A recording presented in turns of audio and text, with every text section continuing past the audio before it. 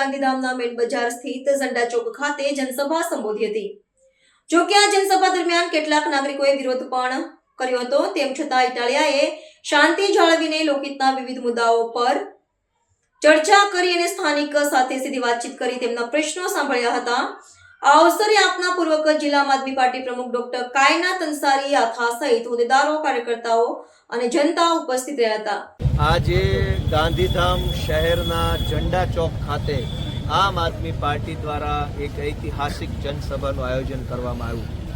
આમ તો હું અગાઉ પણ ગાંધીધામ અને કચ્છમાં ભુજમાં આવેલો છું, પણ આ વખતે પહેલી વખત ખૂબ વિશાળ સંખ્યામાં ગાંધીધામના નગરજનો, આજુબાજુના ગામના ખેડૂતો બધા ઉપસ્થિત રહી અને એક નવો સંદેશ આપ્યો છે કે હવે તો કચ્છમાં પણ ગાંધીધામમાં પણ વિસાવદરવાળી થવાની છે।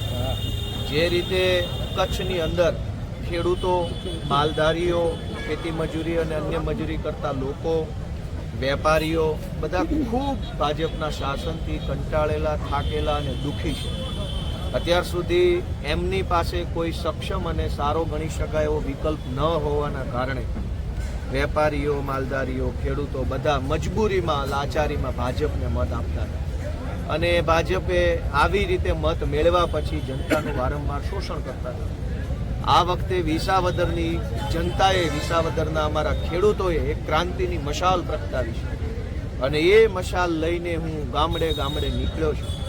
વિસાવદરનો વિચાર લઈને, વિસાવદરની વાત લઈને, વિસાવદરની ક્રાંતિની જ્યોત લઈને આજે હું ગાંધીધામમાં આવ્યો છું। મેં આજે લોકોની સંખ્યા, લોકોનો ઉત્સાહ અને ભાજપવાળાનો રઘવાટ આ બધું જોયા પછી મને એમ લાગે છે કે અહીંયા પણ હવે વિસાવદરવાળી થવાની છે। લોકસભામાં ભાજપના નાણામંત્રી નિર્મલા સીતારામનજીએ લોકસભામાં ઓફિશિયલી એવો આંકડો જાહેર કર્યો કે નરેન્દ્ર મોદીની સરકાર કેન્દ્રમાં આવ્યા પછી નરેન્દ્ર મોદીની ભાજપની સરકારે પોતાના મળતિયા ઉદ્યોગપતિઓના 16 લાખ કરોડ રૂપિયાના દેવા માફ કરી દીધા। જ્યારે 16 લાખ કરોડ રૂપિયાના ઉદ્યોગપતિઓના દેવા માફ કરવાના હતા ત્યારે કોઈ સર્વે ન થયો, ત્યારે કોઈ ફોર્મ ભરવાની વાત ન આવી, ત્યારે તલાટી મંત્રીના દાખલાની જરૂર ન પડી, પાણીપત્રકની જરૂર ન પડી। ખેડૂતોએ જ્યારે માવઠાની સહાય માગી તો માવઠાની સહાયના બદલે માવઠાની મોકાણ કરી ભાજપવાળાએ કે ફોર્મ ભરો, સર્વે કરો, ફોટો પાડો, પલળેલો પાથરો આમ હાથમાં લઈને બતાવવો પડશે કે ખરેખર પલળ્યો છે। પાથરો બતાવો તો એમ કે વરસાદના પાણીથી પલળ્યો છે કે ઘરના પાણીથી પલાળ્યો છે।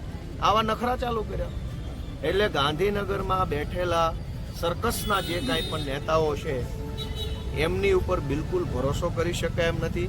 પેકેજ તો જાહેર થયું છે, આવું જ પેકેજ કોરોના વખતે જાહેર થયું હતું, આવું જ પેકેજ તોકતે વાવાઝોડા વખતે જાહેર થયું હતું, આવા અનેક પેકેજ જાહેર થયા। આ પેકેજ ભાજપના માણસો ખાઈ જાય છે, જનતાના હાથમાં ખાલી ફોર્મ વધે છે, ભરેલું ફોર્મ।